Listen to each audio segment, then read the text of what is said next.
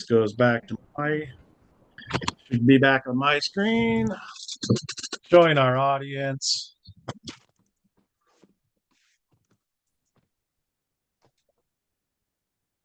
Norman Vincent Peale famously said, "Shoot for the moon, and if you miss, you'll land among the stars."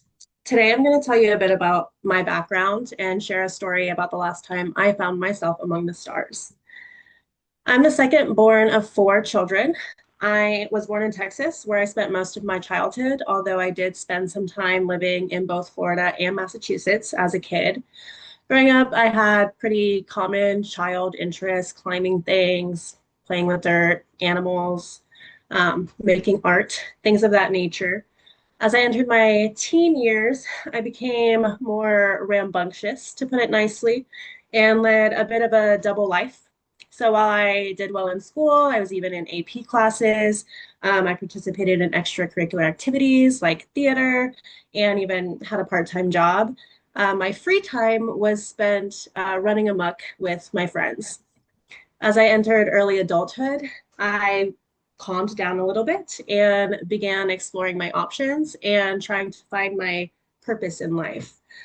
During this time of seeking, I had a number of impactful experiences, both in my personal and professional life. And these experiences led to my big move to Colorado back in 2018. Soon after moving here, I found my professional passion and started my journey in the career that I still have today. Growing up and leaving Texas solved many of my problems, but it didn't solve the mysterious problem I have with remaining conscious. An experience I had here in Colorado did, however, help solve this mystery. Last year, I decided to take my then 3-year-old son to the county fair. It was his first time at a fair, and I love fairs, so we were both very excited.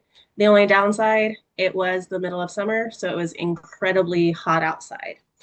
About an hour after we got there, I started feeling a little off. So we took frequent breaks in the shade. I started drinking a lot more water, got some snacks, really was doing anything I could to try to mitigate the symptoms. But it started becoming clear to me that the heat was winning that battle. While we were in line for the Ferris wheel, I became very lightheaded. So I decided that this would be our last ride, and then we would head back home. So we got on the Ferris wheel, we had a good time, got off, and then headed back to the shuttle area to get on the bus to take us back to the parking lot. My son was running around while we were waiting what felt like forever for the bus to come. And I was chasing him. We were having a good time. And suddenly things went south very fast. Um, I was running after my son, and suddenly I was in space. My limbs were weightless as if I was floating. All I could see was a bright white light, and the ringing in my ears was so loud that it drowned out the music from the fair, the voices of the people beside me, and my child. I suddenly felt like my knees were going to buckle. So I sat on the ground and started taking deep breaths and poured the last of my water on my head in a last ditch effort to remain here on Earth. And I succeeded. Slowly, I came back down. I heard my son's voice beside me. He said, "Mommy, are you okay?" I blinked and suddenly I was back in the shuttle line, sitting on the ground with water dripping from my hair. We got in the shuttle, got back to my car, got home safely without me passing out. But that experience of almost passing out alone with my son was startling enough that the next time I saw my doctor, I brought it up.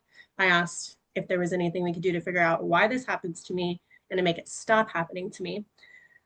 So she referred me to a cardiologist who eventually found out that I have POTS, which is the answer to the mystery of why I can't remain conscious.